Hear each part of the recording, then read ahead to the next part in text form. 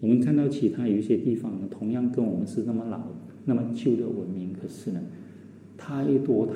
人完全没有机会读书，而且在他们的观念里面呢，读书跟不读书一样的，因为他们生下来就是这个阶级，永远翻不了身的。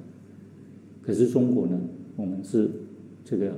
学习，只要你学习，你就掌握了这个因缘了。所以佛教传到中国以后呢，为什么能够在中国发扬光大，甚至它的整体的那个运作、整体的发展呢，其实比起原有在印度的发展呢是有过之这个也就是跟中国原有的这个文化结合，也就是说，跟我们那种学习的人整个人。一个生命，它不断的在成长的过程中，就是在学习。那么这个学习呢，你可以说到一个程度圆满，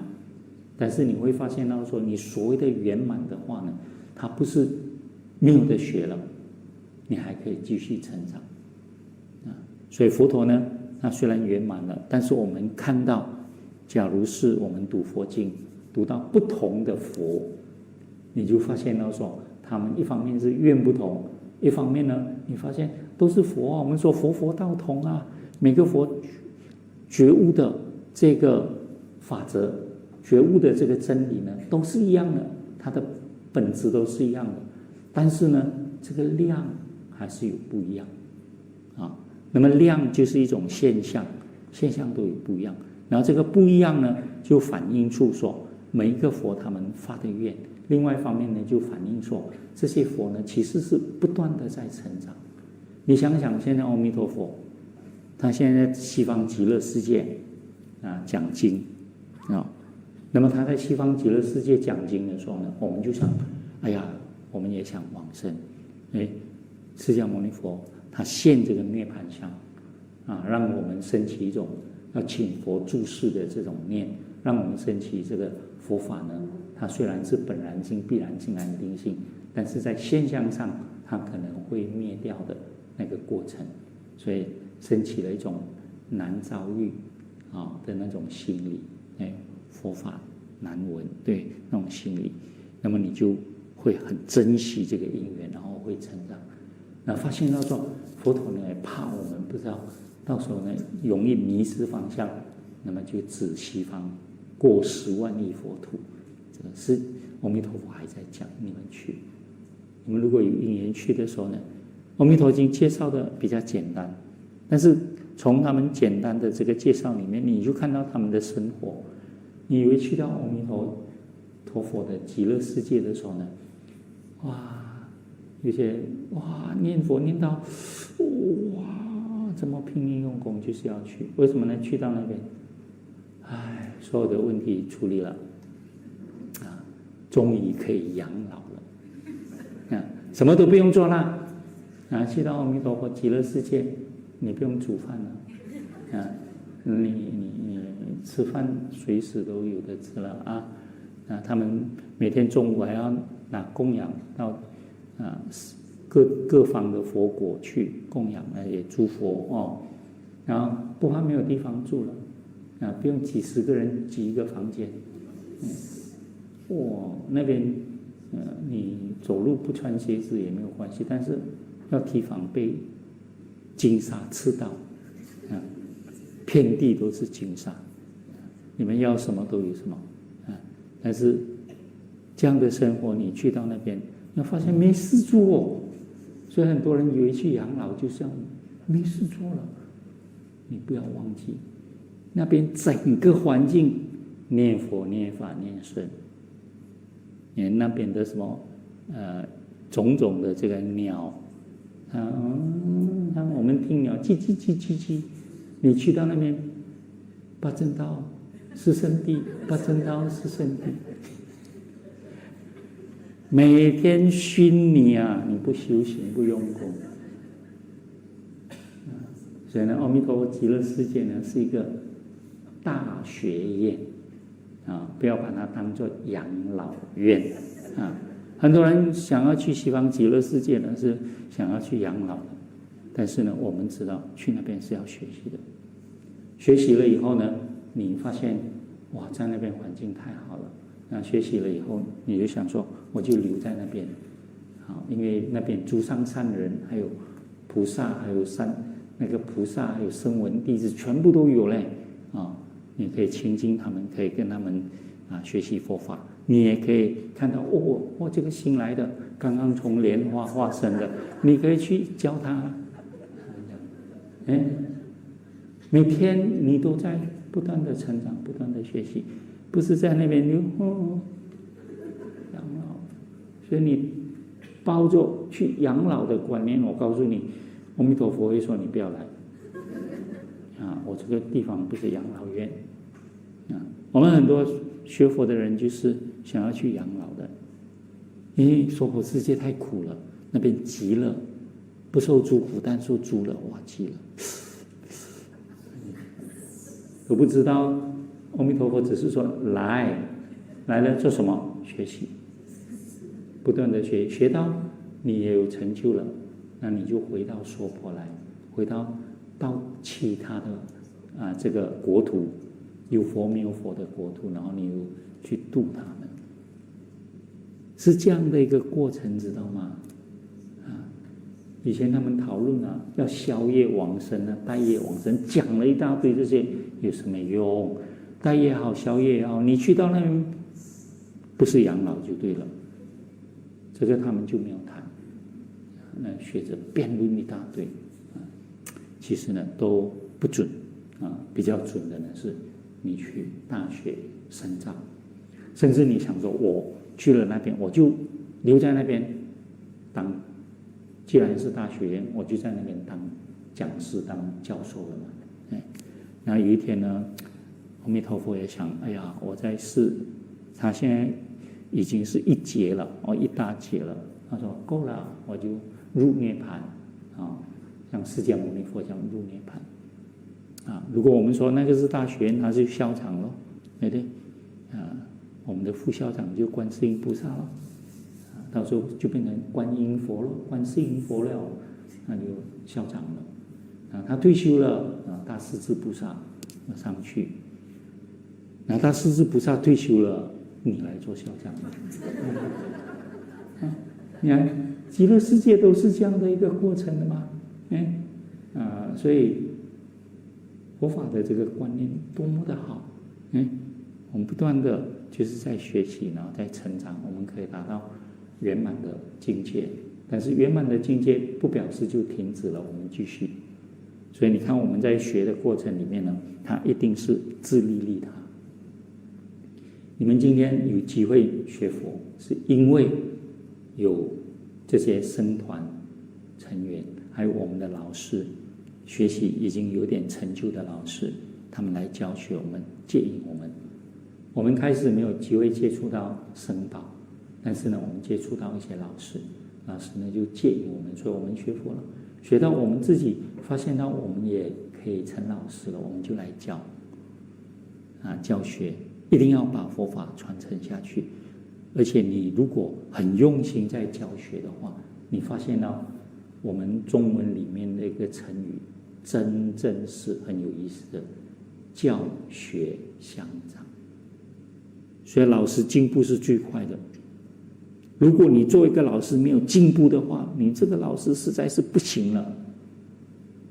因为你一定要比学生进步的快，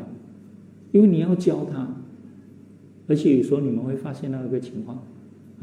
你们学佛叫你当老师，不要啦，我不行了，怎么讲？好了，现在没有老师上课了，你一定要上。要上之前你就赶快找很多资料，以前似懂非懂的，现在非懂不可，对不对？你不懂似懂非懂的话，你去跟学生讲，好像又这样，好像又那样，你都讲不下去了，告诉你，所以你就非要读懂它不可。等到你读懂再教学生的时候，你进步了，很多你就进步了然后你就发现到说，越教越有趣，为什么呢？你在越教的时候，你自己本身成长的越多。然后我发现到说，我自己本身在教禅修的过程，这个受用最大，每次打完气，我自己觉得我的收入很大。一方面是要开示，开示的时候呢，有时候有些同学说：“这师父呢，不知道真厉害，我想要问的问题还没有问，他都讲完了。”啊，我自己本身的一些问题呢，我还找不到方法，师父已经找到方法了。你们不要以为师父那么厉害，师父只是过来人。所谓过来人，就是你们经历的我都经历过了嘛。所以什么时候你们什么问题，当然知道嘛。你腿痛的是什么情况，我们都知道，我们腿痛过了嘛。然后你们有什么问题，有时候小餐的时候啊，有时候在你们的这个报告里面呢出来，我们就知道了嘛。知道了就累积了这个经验嘛，累积了教学的资料嘛。所以我们就可以教你们了。反正最后我们进步最多。所以很多方法呢，在教你们的时候啊，其实呢是从你们那边学的。有些问题我们没有经历过，你们经历了，你们讲出来，我们就想他这个问题啊，这个状况怎么办呢？因为我们之前有读智者大师的这个禅波罗蜜啊、小止观啊这些很多这些书嘛，那我们从那边就找到一个很重要的这个原理。然后看到你的情况，跟他相，对，你的问题是什么问题？回到这个原理的时候呢，我们就看到怎么样把你的事跟我所知道的理连贯起来，连贯起来以后，我再站在我的理来解说你的事，然后再告诉你怎么样去处理这个事，包括解决这个事，因为我有理嘛，你没有理嘛。你无理，我有理，无理到处不通，有理到处都通，对不对？所以我们就学到了。那如果你们也明白了，你们也去学了这个理，你们也通了。所以我们在教学的过程教，所以我们说教学，其实教跟学是两回事哦。学自己在学，教是我们把学到的去跟别人分享，教导别人。但是我们把这两个字经常合在一起，我在教学，我教的同时也在学。中文字啊，真的是太妙了，然后成语教学相长，双方都在成长，互相互相成长。所以如果你身为老师，你一定必须要比学生学得更好，不然的话你真对不起你自己，然后对不起学生。学生出问题了，你说等我查资料也没有关系，查得到，因为你比较会查资料，至少你比学生会查。所以你们有一些去读书，你们的指导老师，可能尤其是你们到了什么博士班啊、什么班的时候啊、研究所的时候，你们学的东西或者你们研究的方向，不是你的老师全部涵盖的。有些他不一定知道，但是他比较强过你的是，他懂得去找资料。我刚才讲，我那个老师蓝吉富老师，他学的是目录学，所以我们有什么问题问他，他就出来了资料，他就可以帮我们找资料了。他就这个他的长处嘛，我们做学生做老师的就要学到这个，就你一定要比学生读更多的书，然后你掌握更多的资料，然后你有更多的管道，那你就能够在教学方面不断的成长。佛陀本身呢，在教学的过程，他也是这样不断的在用更契合跟这个众生根基的方法。因为他开始接触的弟子呢，是可能是某一个阶级的某一群的，然后慢慢他接触到弟子越来越广，越来越广。然后呢，要接引这些弟子呢，他就要有更善巧的方法才能够接引他们。所以这些呢，都是我们中华文化还有我们佛教思想里面、观念里面很重要的这些内容所以呢，我们才会出现这样的一个愿行，常随佛学，也是就是我们学习的过程是长恒性的没有中断的，而且随着我们的善知识我们最圆满的善知识是佛，但是呢，除了佛以外，我们所有的善知识，然后再回到中华文化里面去的话呢，众人都是我的老师，我们身边的人他们都有他们的优点，他们都有他们学过而你没有的东西。当然你不是这样讲了以后你就碰到人就来问一下问题不是这个样子你们不要说哇，既然这样我就每天找人问问题，然后每天找人去跟他学，不是。也就是说我们每一个人都有我们的优点，我们学习上的这个长处，当我们碰到问题的时候呢，我们要知道说很多人都可以作为我们的老师，都可以帮助我们学习。那甚至于说呢，我们观察我们身边的人有时候发现他们有很良好的这个品质，很高尚的这个品质我们就觉得他们就是我们的老师，我们要跟他们学了那么这样的一个学习呢，它才能够帮助我们才能够让我们成长。当然又回到我们现在了现在回到现在我们就现在要学的东西太多，所以呢，我们在学习的过程中还是要有一些基本的这个原则。如果你是要不断的追逐这个学问，为学日增那你可以增加很多东西。那你想从那边得到利益，得到好处，当然你追逐，但是在追逐的过程中，你不断的在得的时候呢，其实你也要付出很多代价。然后付出代价的时候，有时候我们发现到说，我们得到的是物质的，然后我们追逐到的是物质的这一享受。可是呢，我们经常就是为了要追逐这个物质，追逐物质的享受，我们就付出了很多精神、心灵的这个代价。那如果我们没有反省、回观、反照的话呢，那我们就会慢慢迷失这个方向所以呢，在这个过程里面呢，我们同时要经常反省、回观，就观我们的心。所以佛法呢是心学、内学，很重要所以我们看佛陀，看其他身边的人，有时候我们不是看他的外在的这个财物，买什么大量的车，盖什么大的房子，而是看这个人呢，在为人处事的时候，是不是有一些很高尚、很优良的这个品质这些才是我们值得跟他学习的。然后我们自己本身呢在不得已的情况，因为我们为了要生活，可能我们需要有一些追逐。那么在这个追逐的同时，我们是不是会经常停下来，然后看一看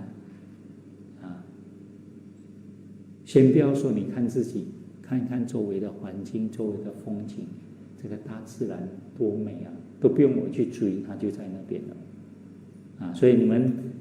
在人生的这个道路上学习的过程中，有的是追逐的，有的是要反省的这个一定要慢慢的把握有些时候呢是要不断的走，有些时候呢是要经常停下来、歇下来，然后看看周围的风景看看身边的人，而不是一味的只是跑，不一味的追逐一味的往外去追求反而是经常要回来。所以呢，学佛，你看我们佛法的修行里面有好一些是要在静态中运行的而且呢是越深的越需要这个静态。所以禅修呢才成为我们佛教非常非常重要的一个修行的法门。我们要通往这个智慧的门，我们要通往这个解脱，那这个是一个必经之路。所以这个禅修呢，这个静坐，静下来，然后反观内心，这个功课呢是非常非常重要的。那有时候我们读经也是这样，读经是有一些外在的动态，但是真正读经的时候，你要静下来读。这个读的过程呢，很多是反省。那有时候你们读经读到佛说什么什么，你就看看自己有没有做到，看看佛所说的是不是就知道了你的问题啊。那如果你有这个学习这个过程的话呢，你就成长了，你就进步了。所以这样的一个学习呢非常重要。所以呢，我们学佛，我们不只是信佛，我们还要学佛，而且呢，不只学佛所学，还要觉佛所觉，从学到觉。那么这样呢，就要常随佛学。好，我们今天就讲到这里啊，第8个愿了哦，我们也差不多快要讲完了啊，时间慢慢的过去了啊，你们也念得越来越有味道了啊！听说你们越念，哇，这个越投入，然后好像越来越发心，好事。好，我们回向，愿以此功德，